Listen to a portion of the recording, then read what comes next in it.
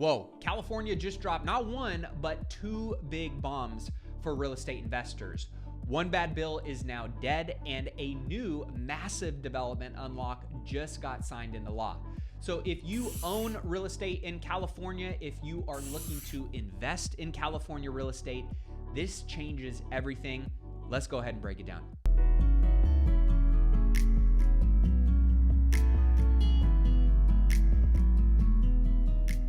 Hey, what's going on, wise investors? Welcome back to the channel where we help you navigate and build wealth through commercial real estate.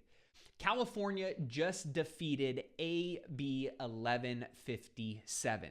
This rent control bill would have capped rent hikes at 2% plus CPI, which really hinders the upside and cash flow growth that many look for when investing in real estate. It would have removed exemptions from single-family homes and condos, and it would have made strict rent caps completely permanent. But that's not all. We also saw SB 79 just get passed, which is a big game changer for any and all real estate investors and the communities that these investors are looking to park their capital in. It forces cities to upzone land near transit, allowing mid-rise buildings by right. So what this means is a house previously that was just zoned for one single family property, if it falls under this new policy and legislation and fits the criteria, you can put many more high density housing on these properties that, one, are going to be a great incentive for builders and supply new product to communities that are desperately in need. This is one of the biggest pro-investor, pro-growth policy shifts we have seen in years. Personally, in my entire career, and I've been investing in real estate in California for the last 15 years. And this is happening in the nation's most notoriously difficult housing market, where affordability issues are sky high, demand is going crazy, and we still can't get anywhere close to the amount of supply that is needed to alleviate some of these problems. So let's just use an example and say you just bought a duplex in San Diego.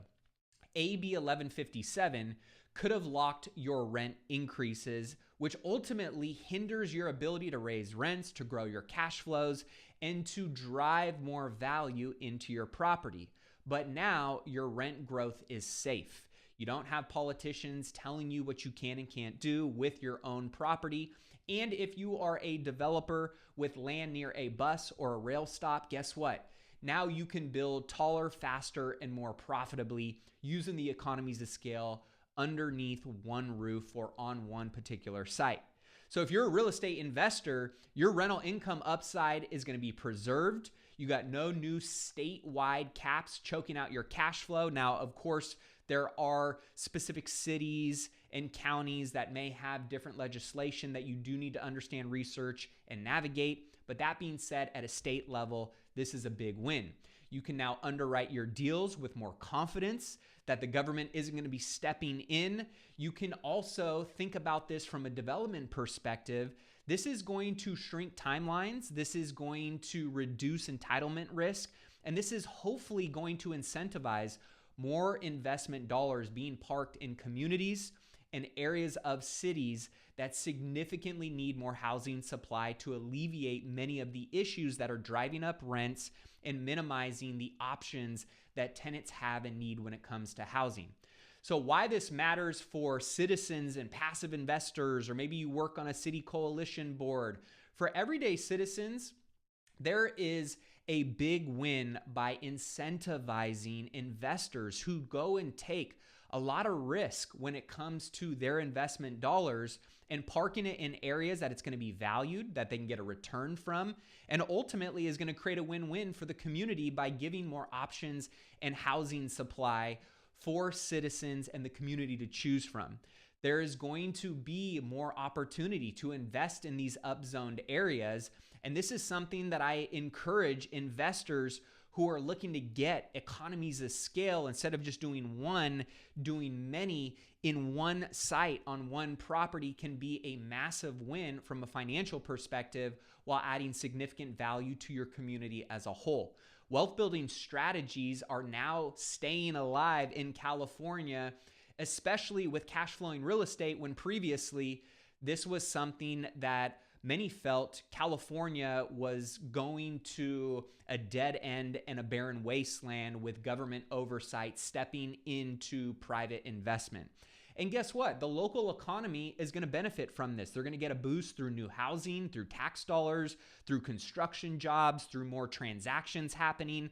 The overall industry, as well as the local communities, as well as the state, is going to benefit by creating some of this pro-development, pro-investor friendly policy, which ultimately I understand not everybody is going to like, right? And you got to do these things responsibly. Don't exploit these areas of no rent control. Be fair, be reasonable, be a good community member, but also understand that at the end of the day, we have to find ways to incentivize investors taking their hard-earned dollars and parking them in our communities, which is what we want to create a positive net benefit for everyone.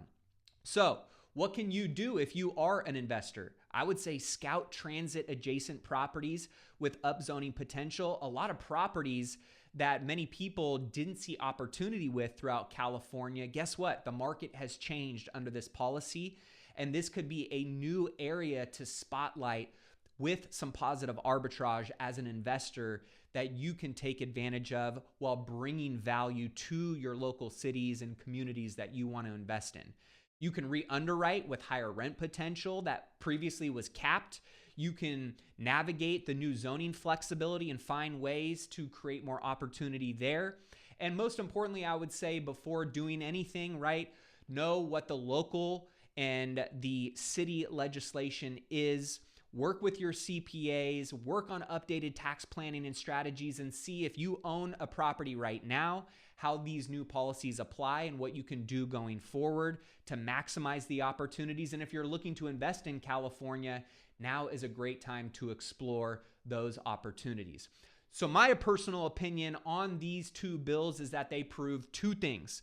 One is that California can still make smart moves. We're not a lost state altogether. Yeah, we got a lot of stuff to fix and work through. And that being said, showing that we can be investor friendly and find a way to still create a benefit for our communities, for the citizens, and for the investors, a win-win across the board is still on the table. And there's still some common sense here. Instead of just trying to squash the bad investors and drive all the investment dollars into states that actually will honor and will appreciate those investment dollars, we as investors, it's not like every single person is rolling in cash. These are people who are taking risks, who have worked their whole lives to invest in these properties, in these communities.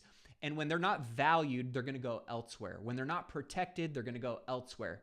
And this shows that California is at least starting to think about how this can be a net positive impact across the board. Number two, that I am excited to see is that advocacy from our industry works. There are many groups, organizations, coalitions that not only spoke out against rent control, that wanted to find ways to incentivize development and investment dollars coming back into the state, but also are doing it in collaboration with many of the tenant rights groups that understand, yes, we do need to make some changes, but we still need to find ways to protect our citizens, and working together versus against each other is a way that we can achieve these goals. We need more of this. I believe protecting rent freedom. I also believe in rent growth being done in an ethical, integrity-based manner. Don't be POS. Don't be a scumbucket and a landlord that is just exploiting these laws, but do it in a responsible manner. And also, right, promoting responsible density and development. These are things that can create win-wins across the board. I believe these are the ways that we're going to help work towards solving our very big housing crisis here in California. And ultimately, if we can do it in California, we can do it in any other state in the country and help Americans build lasting wealth while bringing more supply online, which is going to create a win-win for everybody. So in closing, this is your sign to get serious about California real estate again. The rules just changed, at least for now. and the window of opportunity is wide open. So hopefully this was helpful. Hit that subscribe button, tap the bell so you get notified of every video that I drop. Don't forget to check out all the great resources, free downloads that we have available for you down below. And if you are an active commercial real estate investor or professional and you want to be around others who are actually moving the needle forward in their wealth building and investing goals, then check out the Wise Investor Mastermind, where we focus on these kinds of topics, strategy, and policy each and every day. Now, I want to hear from you. Has rent control gone too far? Is this a net positive? What am I missing here? I love hearing and learning from all different perspectives. So drop your thoughts down below in the comments. Until next video, keep investing in yourself and your wealth on your march to $1 million and beyond. Cheers.